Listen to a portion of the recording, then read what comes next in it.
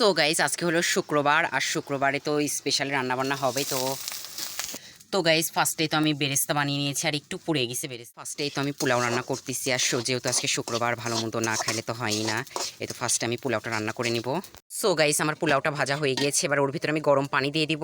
এই তো ডাইরেক্ট আমি গরম পানির ভিতরে দিয়ে দিব।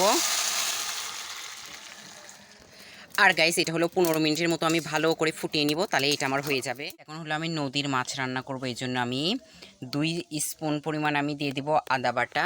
তো গাইস এটা হলো রসুন, আমি ভুলে আদা বলে ফেলছি। আর আদা বাটা দিয়ে দিব 1 স্পুন পরিমাণ দিয়ে দিব আমি এখন। অল্প সামান্য জিরা দিয়ে দিব। ভিতরে আমি সমস্ত প্রকার মশলা দিয়ে দেখো কি সুন্দর মশলাটা আমি কষিয়ে নিচ্ছি। তো এটা আমি 10 মিনিটের মতো কষিয়ে নিব, তারপরে আমি মাছ দিয়ে দেখো এই মাছগুলো। তো এবার মাছগুলো আমি দিয়ে দিব এর ভিতরে,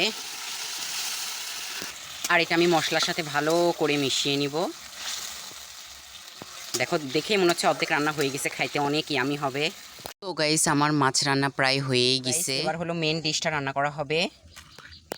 2 স্পুন পরিমাণ রসুন দিলাম, 1 স্পুন পরিমাণ আদা দিলাম।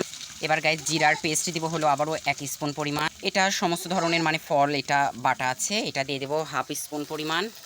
এর ভিতরে অনেক কিছু আছে, জয়িত্রী, লং, এলাচ, তারপর আরও মেলা কিছু। আর গাইস এবার আমি হলুদের পেস্ট দিয়ে দিব 1 স্পুন। এবার আমি একটা সিক্রেট মশলা দিয়ে দিব এর ভিতরে। তারপরে মশলাটা আবারও ভালো করে কষিয়ে নিব। আমি এর ভিতরে একটু পানি দিয়ে দিয়েছি। দেখো মশলার কালারটা কত সুন্দর হয়েছে। আর আজকে দেখো মেন রান্না করবো হলাম ভুড়ি, এটা হলো আমাদের মেন ডিশ। তো গাইস এটা এখন আমি দিয়ে দেবো এর ভিতরে, মশলার ভিতরে। আর আমি মশলার সাথে এটা ভালো করে এটা মিশিয়ে নিব।